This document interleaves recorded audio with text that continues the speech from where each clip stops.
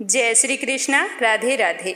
आज अपने सुनेंगे ऋषि पंचमी व्रत कथा। ऋषि पंचमी के व्रत पर देवताओं की नहीं सप्त ऋषियों की पूजा की जाती है।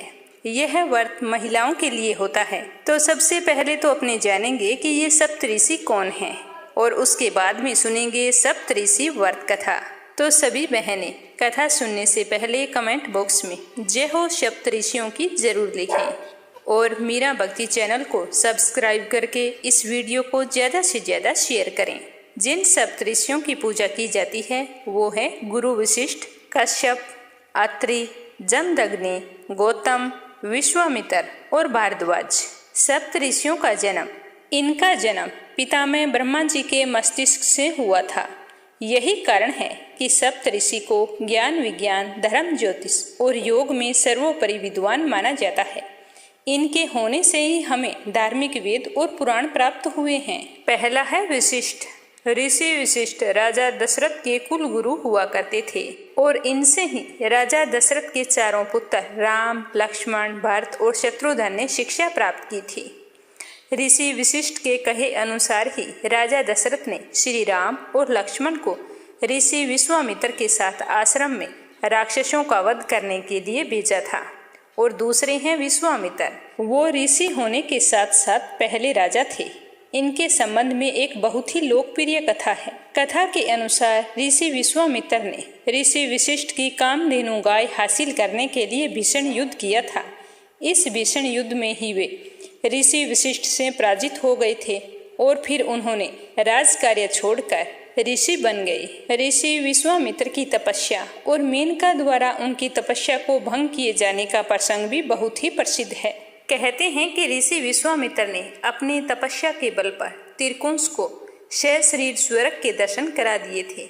उन्होंने हरिद्वार में घोर तपस्या करके इंद्रदेव से रूठकर एक अलग स्वर्ग लोक बनाकर खड़ा कर दिया था। वे ऋषि विश्वामित्र ही थे जिन्होंने हमें गायत्री मंत्र की रचना करके दी थी।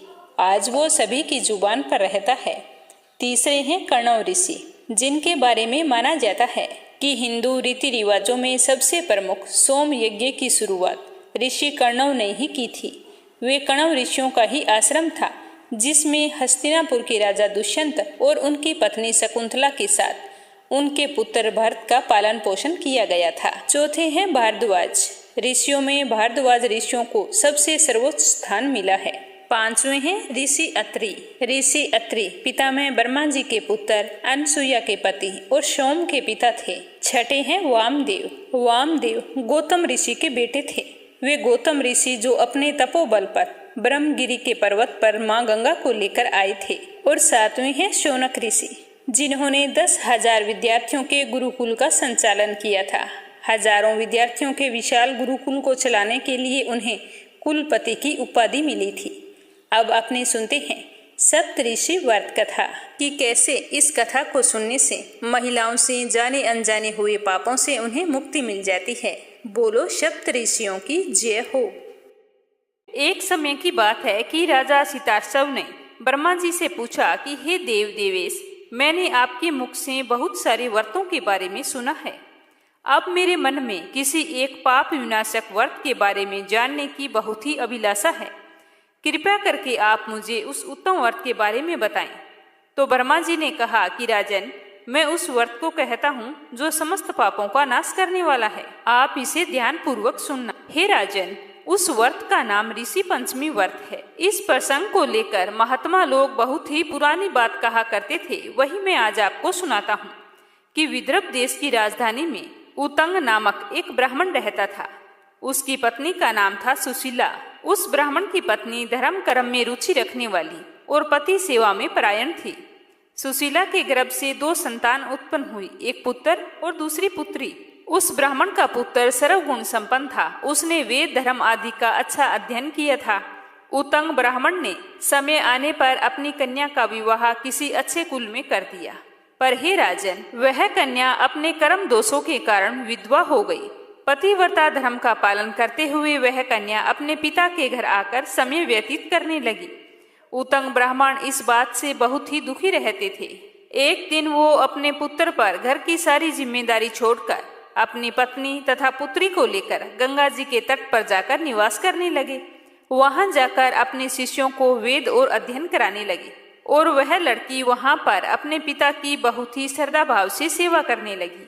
एक दिन की बात है कि वह लड़की अपने पिताजी की सेवा करते करते थक गई थी, तो वह एक पत्थर के पास जाकर सो गई। सोते समय उसके शरीर में कीड़े लग गए और उसके सारे शरीर पर कीड़े ही कीड़े हो गए।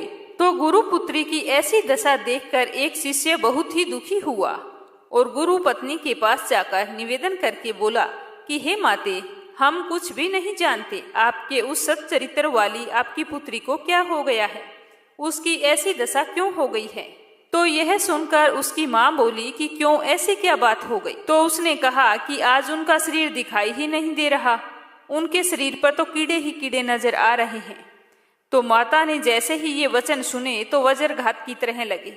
माँ तुरंत अपनी पुत्री के समीप गई और अपनी पुत्री की ऐसी अवस्था देखकर विलाप करने लगी। छाती पर हाथ पीटती हुई पृथ्वी पर गिर पड़ी और मूर्छित हो गई।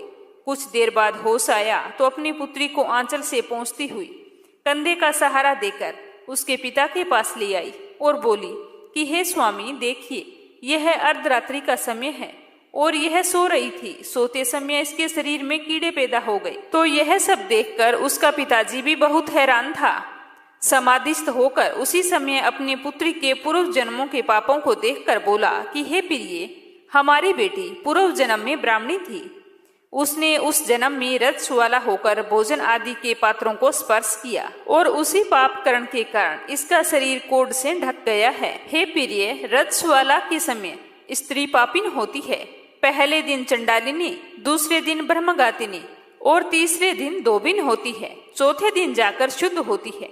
उसी जन्म में इसने अपने सखियों के साथ किसी को ऋषि पंचमी का व्रत करते हुए देखा तो उसने उसका अपमान कर दिया था, जिसके कारण यह पाप की भागी बन गई और उसी पाप के प्रभाव से इसे पुनः ब्राह्मण कुल में जन्म मिला है। सुशीला ने कहा कि हे स्वामी, ऐसे प्रभावी व्रत को हमें भी बताइए जिसके करने से महान पुण्य फलों की प्राप्ति हो। तो ब्राह्मण ने कहा कि देवी, ध्यान लगाकर सुनना, यह व्रत 3 प्रकार के पापों का नाश करने वाला है, स्त्रियों को सौभाग्य प्रदान करने वाला है, धन संपत्ति देने वाला है। इस व्रत में संदेह नहीं करना चाहिए। हे देवी, इस व्रत को भाद्रपद शुक्ल पक्ष की पंचमी तिथि को किया जाता है। इस दिन सुबह जल्दी उठकर स्नान करें और व्रत का नियम लें। उसके बाद में सप्त ऋषियों की विधि विधान से पूजा अर्चना करके व्रत कथा सुननी चाहिए। सप्त ऋषियों को सुंदर अधोवस्त्र, यज्ञोपवीत, उपवस्त्र से अलंकृत करना चाहिए। अच्छे अच्छे फल नैवेद्य लेकर इनके साथ अर्घ्य दान करना चाहिए। उस समय सप्त ऋषियों के नाम जैसे कश्यपाय नमः, अत्रेय नमः, भरद्वाजाय नमः, विश्वामित्राय नमः, गौतमाय नमः, जमदग्नये नमः, विशिष्टाय नमः, इस तरह सप्त ऋषियों को नमस्कार करके अर्घ्य दान कर फिर बोलना चाहिए कि ऋषिगण कृपया करके मेरा अर्घ्य दान स्वीकार करें और प्रसन्न हों। अंत में अरुंधते नमः करके पूजा संपन्न करनी चाहिए। पूजा करने के बाद में और व्रत कथा सुनने के बाद में पूजा में हुई भूल चूक के लिए क्षमा मांगे और अपने मंगल जीवन की कामना करें। इस व्रत में शाक का भोजन करना चाहिए। सभी व्रतों में स्नान आदि से जो फल मिलता है वह सिर्फ एकमात्र इस व्रत के प्रभाव से मिल जाता है। जो भी इस व्रत को करते हैं वे सर्व गुण संपन्न, रूप गुण संपन्न, पुत्र एवं पुत्र आदि से संपन्न होते हैं। ऋषि पंचमी का व्रत करने वाली महिला सदा सर्वदा सुखी रहती है। अपने जीवन में इस लोक के सभी सुखों को भोगकर परलोक में वैकुंठ को प्राप्त होती है। तो चलिए अब सुनते हैं ऋषि पंचमी की दूसरी कथा। ब्रह्मांड पुराण से ली गई ऋषि पंचमी कथा के अनुसार सतयुग में सयंजित नामक एक राजा राज्य करता था। उस राजा के राज्य में सुमित्र नाम का एक ब्राह्मण रहा करता था। वह वेदों का पारंगत था।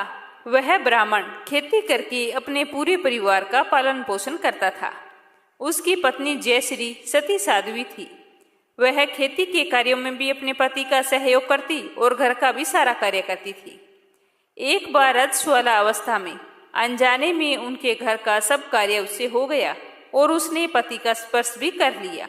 इस बारे में ब्राह्मण की पत्नी को कुछ भी पता नहीं था कि मासिक धर्म के दिनों में रसोई का काम वर्जित होता है। इस तरह से दोनों पति पत्नी अपने अपने कामों में लगे रहे। समय बीतता गया। देवयोग से पति तथा पत्नी के शरीर का अंत एक साथ ही हो गया। मासिक धर्म का विचार न करने के कारण ब्राह्मणी अगले जन्म में कुतिया बनी और उसके पति ने बैल योनि में जन्म लिया। दोनों अपने बेटे बहू के घर में ही रहते थे। कुतिया बनी ब्राह्मणी अपने घर की रखवाली करती थी और बैल बना वो ब्राह्मण अपने बेटे के खेत में सारा दिन हल चलाता था। परंतु पूर्व जन्म में किए गए धार्मिक कर्मों के कारण उनकी याददाश्त वैसी की वैसी ही थी। उन्हें अपना पूर्व जन्म का सब कुछ याद था और संयोग से दोनों अपने बेटे बहू के घर पर ही रह रहे थे। ब्राह्मण के पुत्र का नाम सुमित था। वह भी पिता की तरह वेदों का विद्वान था।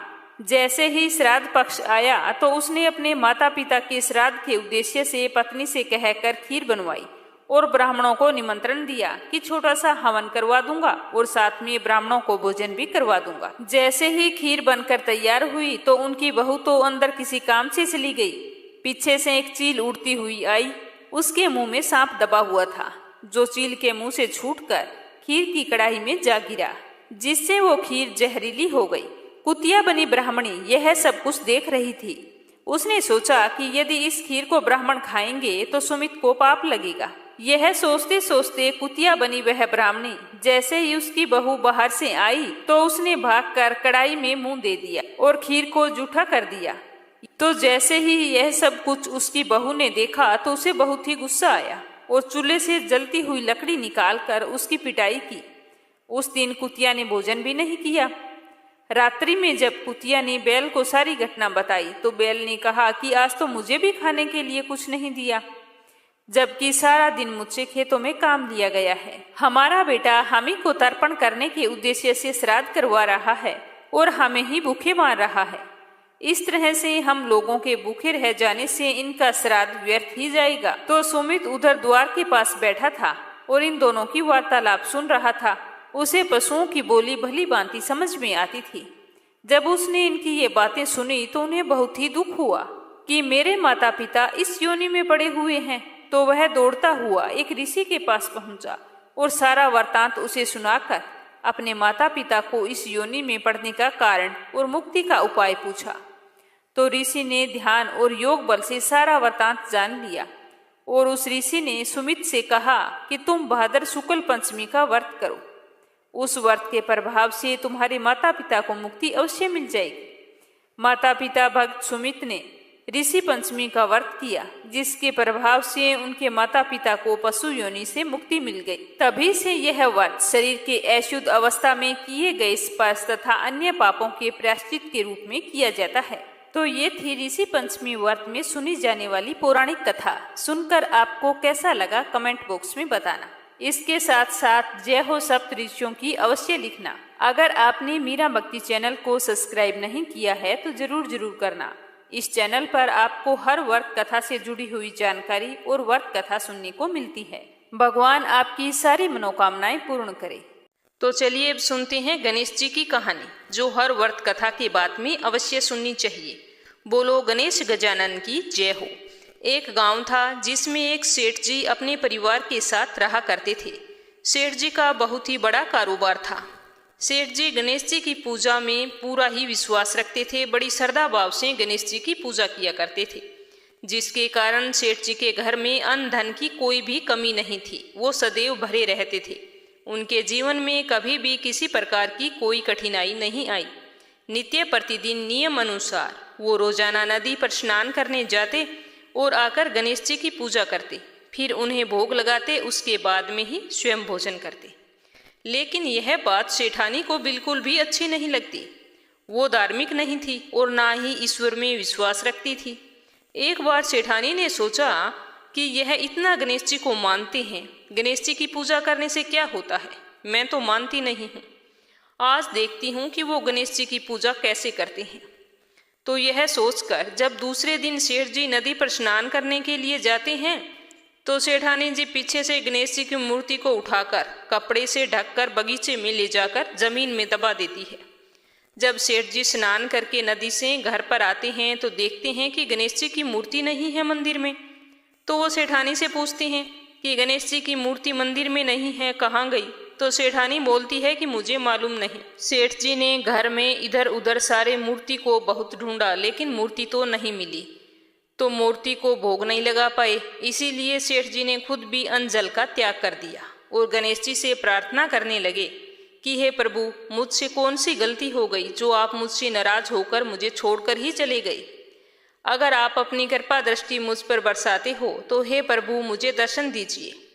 तो सेठ ने मन ही मन सोचा कि जब तक मुझे गणेश जी की मूर्ति नहीं मिल जाती, मुझे दर्शन नहीं दे देते, तब तक मैं अन्न जल का त्याग करता हूँ। तो उस दिन पूरा दिन ऐसे ही निकल गया। शाम को सेठ जी भूखे प्यासे सो गए। गणेश जी सेठ जी की भक्ति से प्रसन्न हो गए। जब सेठ जी सो गए तो सेठ जी के सपन में गणेश जी भगवान एक छोटे से चूहे के साथ खेल रहे होते हैं दिखाई देते हैं और चूहे को बाद में खाने के लिए लड्डू देते हैं। चूहा लड्डू लेकर बगीचे में जाता है और एक जगह से जमीन खोदता है और लड्डू वहीं पर डाल देता है और अचानक से सेठ जी की नींद खुल जाती है। तो सेठ जी भागकर बगीचे में जाते हैं और उसी जगह को खोदते हैं जहां उन्होंने सपने में लड्डू को दबाते हुए देखा था। तो थोड़ी देर जमीन खोदने पर कपड़े में लपेटे हुए गणेश जी की मूर्ति उन्हें मिल जाती है। सेठ जी गणेश जी की मूर्ति को पाकर बहुत ही खुश होते हैं और वापस लाकर मंदिर में स्थापित कर देते हैं। तो यह देखकर सेठानी को बहुत ही आश्चर्य होता है कि सेठ जी को यह मूर्ति मिली कहाँ से। तो वो भागकर सेठ जी के पास आती है और पूछती है कि ये मूर्ति आपको कहाँ से मिली। तो सेठ जी ने सारा वृत्तांत उन्हें सच सच बता दिया। तो यह बात जानकर सेठानी जी को खूब आश्चर्य हुआ। सेठानी जी के मन में श्रद्धा और विश्वास जाग गया और मन ही मन गणेश भगवान का स्मरण करते हुए उनकी सच्ची भक्त बन गई और सेठ जी को सारी सच्चाई बता दी और कहा कि मुझसे बहुत ही बड़ा अपराध हो गया था। अब से हम दोनों पति पत्नी प्रेम सहित गणेश जी भगवान की पूजा आराधना किया करेंगे, उनकी पूजा में कभी भी कोई कमी नहीं आने देंगे। यह सुनकर सेठ जी बहुत ही प्रसन्न हो गए और दोनों पति पत्नी गणेश जी को प्रणाम करते हुए बोले, बोलो गणेश गजानन की जय हो। हे गणेश भगवान, जैसी कृपा आपने सेठ और सेठानी पर की वैसी हम पर भी करना। कहानी कहने वाले पर, कहानी सुनने वाले पर सभी की सारी मनोकामनाएं पूर्ण करना। लपसी और तपसी की कहानी। एक लपसी था, एक तपसी था। तपसी हमेशा भगवान की तपस्या करता था, लेकिन उसे चोरी करने की आदत थी। लपसी हमेशा सवा सेर की लापसी बनाता और पहले भगवान को भोग लगाता, उसके बाद में स्वयं भोजन करता। दोनों भाइयों का यही नियम था। तो एक दिन कोई बात को लेकर दोनों में कहासुनी हो गई। तो तपसी बोला कि मैं रोजाना भगवान की तपस्या करता हूँ, इसीलिए मैं बड़ा हूँ। तो लपसी बोला कि मैं रोज भगवान को सवा सेर लापसी का भोग लगाता हूँ, इसीलिए मैं बड़ा हूँ। ऐसा कहते हुए दोनों जोर जोर से लड़ने लगे। तभी वहां से नारद जी गुजर रहे थे। दोनों को लड़ता हुआ देखकर वहां आए और उनसे पूछा कि तुम दोनों लड़ क्यों रहे हो। तो दोनों ने अपने आप को बड़ा बताया और साथ में बड़ा होने का कारण भी बताया। तो नारद जी बोले कि मैं तुम्हारा फैसला कर दूंगा, कल आऊंगा, बता दूंगा भी कौन बड़ा है। दूसरे दिन लपसी और तपसी नहाकर अपनी रोज की भक्ति करने आए। तो नारद जी ने छुपकर 1.25 करोड़ की एक एक अंगूठी उन दोनों के आगे रख दी। जैसे ही भक्ति करते हुए तपसी की नजर उस अंगूठी पर पड़ी तो उसने चुपचाप से उठाई और अपने पैर के नीचे दबा ली।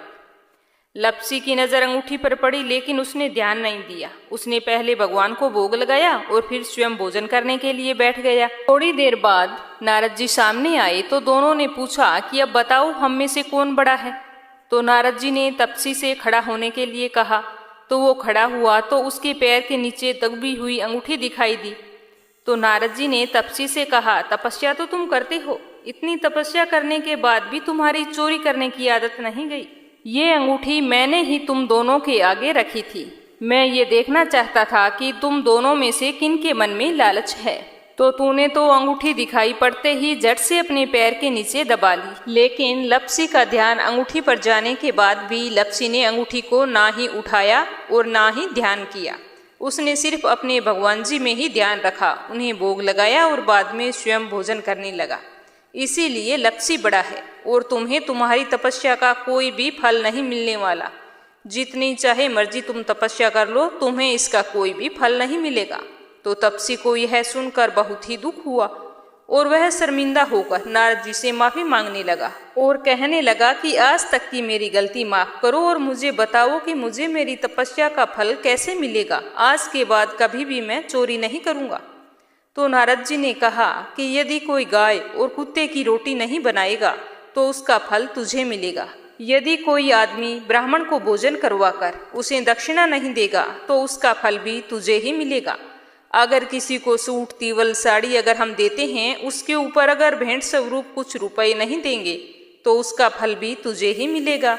अगर कोई व्यक्ति दिए से दिया जलाएगा तो उसका फल भी तुझे ही मिलेगा। अगर कोई औरत आंगन लीपकर चौका नहीं लीपेगी तो उसका फल भी तुझे ही मिलेगा।